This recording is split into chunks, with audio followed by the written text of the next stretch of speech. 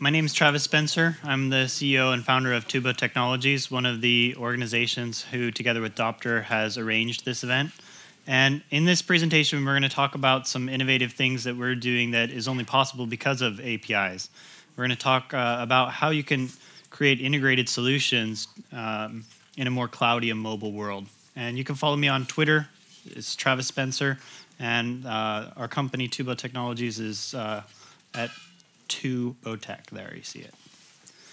So here's the agenda of this presentation. We're going to talk about some of the disruptive impact that emerging technologies that I mentioned in the setup are having, and how identity plays a critical part in managing that change. And in particular, we're going to talk about social identity in this talk. We're going to talk about how integrating social can be very hard and how it can be continuous and ongoing because the social networks are in constant flux and a constant change. And we're going to talk about how we can simplify that using an API provided by Janrain. So as I mentioned at the beginning of the day, cloud computing, social networking, mobile, and big data are really transforming our societies. They're really having a profound impact on the way in which we live our lives and do our business. And at the heart of all this is identity. Knowing who you are and what you're allowed to do is critical when you start to put any of these two different trends together, whether it's big data and cloud or mobile and social. The overlap there forces us to know who those people are that are accessing our data, who are consuming our APIs. An example of the identities that is right there in the middle of all that is social identities. And the potential here is, as customers approach our web properties and our businesses, they decide if they want to transact with our organizations. They kind of go down this journey or this customer corridor. And all along the way, there are these different touch points, these different doors where they could exit. And those could be things like an event like this. It could be surfing through the website. It could be looking at an ad, talking to a CSR.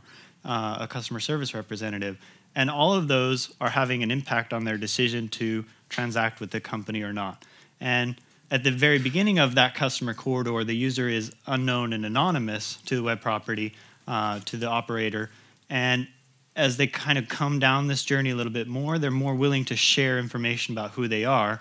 And some of the information that they're most likely to share at the beginning of that journey is their social information that they've asserted it may or may not be true, but they're willing to share certain portions of that.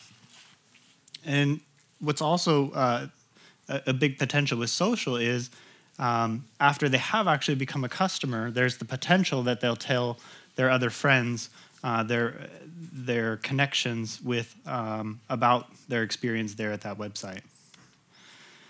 So social shortens this journey, and it increases the likelihood that visitors will become customers. And those who actually log in and use a social network to log in are more influential within their social networks. And so these are attractive people who you want to become fans of your brand, and social then allows you to tap into this. In fact, 86% of people who come to your site would rather leave than create a new account with a new password. And so that represents a tremendous loss for people who are operating websites that don't incorporate social.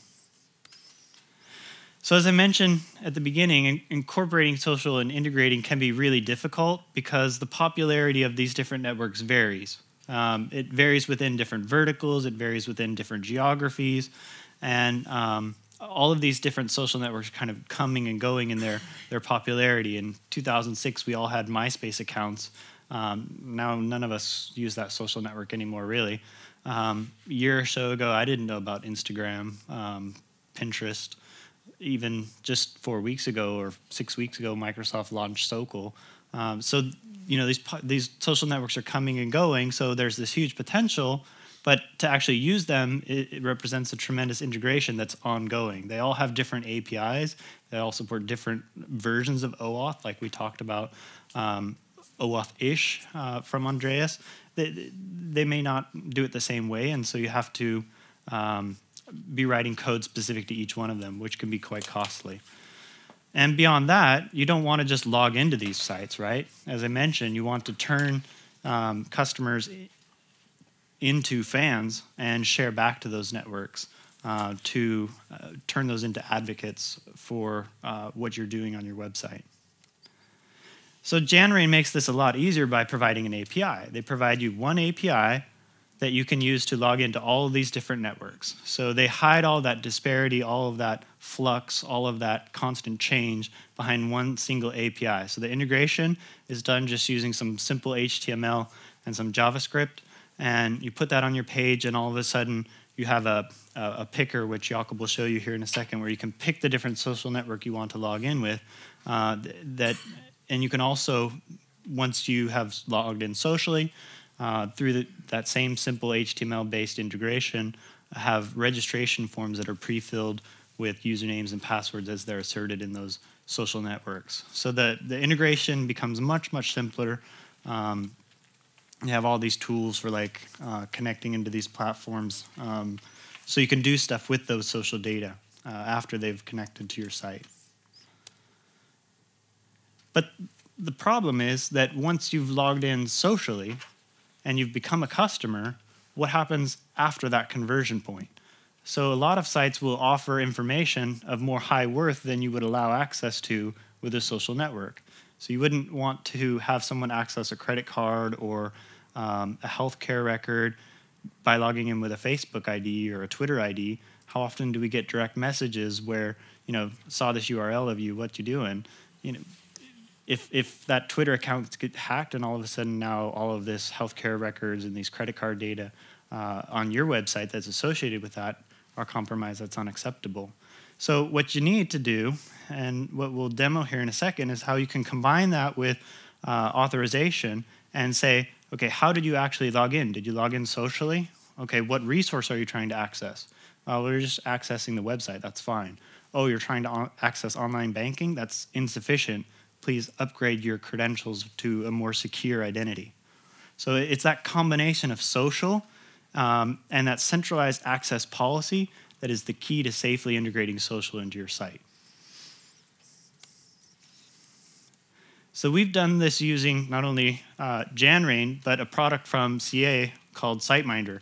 And this integration requires 2 lines of HTML code, and the web app is completely oblivious to any of the ways in which the user may have logged in, whether they're anonymous, whether they're logged in socially, or whether they've logged in with a registered user account. It all shows up to the web app as just very simple HTTP headers. If the headers are there, if the values are there, it can customize the experience. If it's not, then it can just show the basic website.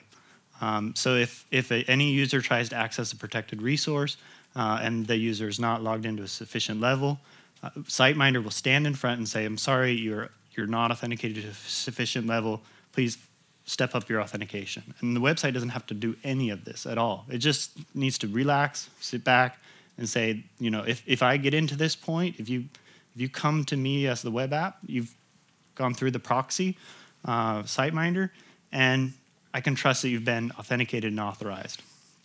So it can just focus on providing the web experience. What's also interesting about the architecture that we'll demonstrate is that first access, whether it's anonymous or down to that customer corridor where they logged in socially, or down the line even after with a more trusted identity, it can all be correlated because everything's going through one proxy from the very first time it touches your site to the very end. All of that can be correlated with the same user ID. And all of those identities are given to the web application uniformly, and this provides a better user experience by looking and seeing, okay, I have your user ID, it's this Twitter handle, I know that that's such and such username here on the site. All I need from you is a password. I don't even have to have your username, and I can just have you step up your authentication. So the user experience gets better, and as we talked about earlier today, usually security and user experience are opposed, but in this case they actually are working hand in hand. So here's the architecture in which we've come up with, where you have a user here, and using the Janrain service, it's aggregated all of these social networks. And then anytime the user tries to access a website, it's going through this SiteMinder proxy server. And this is checking the level of authorization. So have you logged in socially? Okay, well, you're just accessing the normal websites. That's no problem. Go on through. Or if you come here and you access online banking or some more secure credential or secure asset, it's going to say, timeout, you didn't log in sufficiently, your Twitter account is not enough, please provide me your password. Great thing about this is you can log in socially, but then through that step up, that simple user experience, and you gain access to that more trusted and more highly valuable resource. So now let's do a demo, and you can see this for yourself. Right. So, like Travis said, we have a website now that's completely agnostic to the security around it. So all the website needs to know is, it's time to deliver something. Somebody asked me, okay, here it is. So if a user, this sort of represents a site where you go in and buy a movie ticket or a movie or similar. And when the user comes here the first time, they can browse around, they can see what movies exist at this point, which theaters. It's not localized very much. There's a button to buy a ticket and so on. It also says that connect to any of these social logins and you can find more info. So what we do here is we click one of these and it ships us off to Janray now, where we can select a provider. We preset 6 of these, but there's a ton to have as your providers for signing in. So I'll use a Facebook account here. And it asks me, the Jennifer user here that I have, if Twobo social media can access this. So I say okay, and we're signing in.